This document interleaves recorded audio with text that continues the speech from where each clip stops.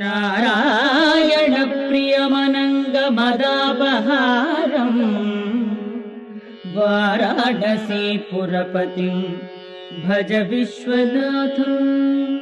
మత్సలేని పరమాత్మ భక్తికి పట్టాభిషేకం చేయడానికి ఆ రోలుని ఈడుస్తూ పాకడంలో ఆ తాడు గట్టిగా ఒరుసుకుని దామ్నా ఉదరే మాత్రాబద్ధ ఇది దామోదర, ఆ తాడు నడువుకి ఒరుసుకుపోతే నడుం చుట్టూ నల్లగా మచ్చపడింది.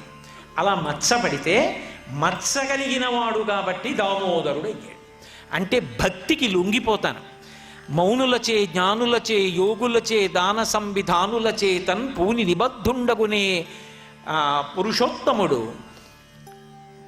భక్తియుతుల చేతన్ బోలన్, భక్తుల చేతికి చిక్కినట్టుగా మౌనులకు జ్ఞానులకు యోగులకు దానం చేసేటటువంటి వాళ్ళకి కూడా ఆయన లొంగడు సుమ అని చెప్పడానికి ఒకనాడు ఒక ఆజ్ఞురాలైనటువంటి గోపిక చేతికి దొరికిపోయాడు. అలా తాటి చేత కట్టబడి నడుం చుట్టూ ఉరుసుకుపోయినటువంటి వాడున్నాడే ఆయన దామోదరుడు. అంటే భక్తికి లొంగిపోతాడు. ఒక దీపం పెడితేనే అంత శక్తినిస్తాడా అండి? తులసి దగ్గరికి వెళ్ళి గోవిందా అంటే అంత అనుగ్రహించేస్తాడా అండి? కార్తీక మాసంలో ఉసిరి చెట్టు దగ్గరికి వెళ్ళి శ్లోకం చెప్తే అలా అనుగ్రహం వస్తుందా అండి? అంటావేమో. నీ గుండెలలో భక్తి ఉండాలి. కానీ తాటి చేత కట్టబడి మత్సలేనివాడు మత్స పొందినటువంటి దామోదరుడు అధిపతిగా ఉన్నటువంటి మాసం కార్తీక మాసం. ఆయనకి నీ గుండెలలో భక్తిని చూసి అనుగ్రహించడం అలవాటు. అందుకే ఆ యోగ నిద్ర చాలించి ఈ కార్తీక మాసంలో నిద్రలేస్తాడు. నీ గుండెలలో భక్తి ఉండాలి తప్ప ఆయన నీ వెంట పరిగెడతాడు, పరవశించిపోతాడు. అందుకే దామోదరుడు అధిపతి అయ్యాడు. అలాగే త్రయంబకుడు పరమశివుడంతే మహానుభావుడు మత్సలేనివాడు, మత్స తెచ్చుకున్నాడు. ఆయనకి నిజంగా మత్స అవసరమా? స్ఫటికమణి నిభం అంటారు. తెల్లగా స్ఫటికమణి ఎలా ఉంటుందో అలా మెరిసిపోతూ ఉంటాడు పరమాత్మ. అటువంటి పరమశివుడు కంఠం నల్లగా ఉండేటట్టుగా మత్స తెచ్చుకున్నాడు. లోకంలో చాలా అందంగా చాలా తెల్లగా ఉన్నాడు అనుకోండి ఎవరైనా, ఆయనకు చిన్న మచ్చ వచ్చిందనుకోండి ఏ కురిపో వేసి, అది అందరికీ కనపడే చోట ఏ కంఠం మీదో బొగ్గ మీదో వచ్చిందనుకోండి, అది ఎలా పోతుందా అని ఆలోచించుకుంటాడు. అందానికి అడ్డం వస్తుందని.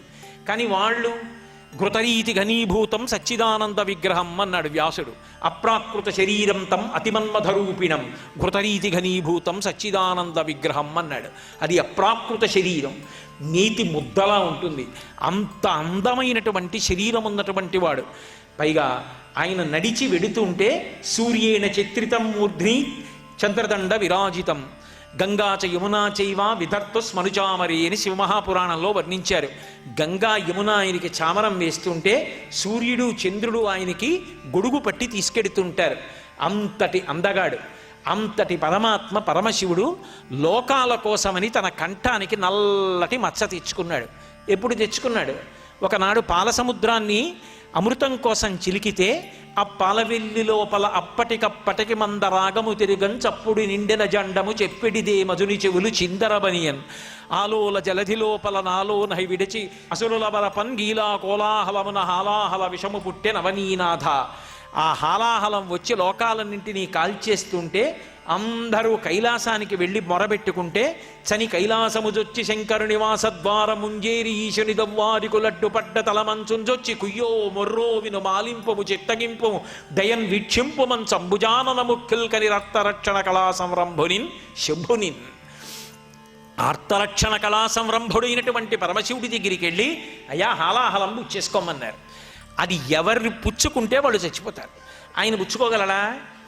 పార్వతీదేవి దగ్గరికి వెళ్ళి చెప్పాడు, చూశావా పార్వతి, లోకాలన్నీ కూడా ఎంత బాధపడిపోతున్నాయో చూశావా?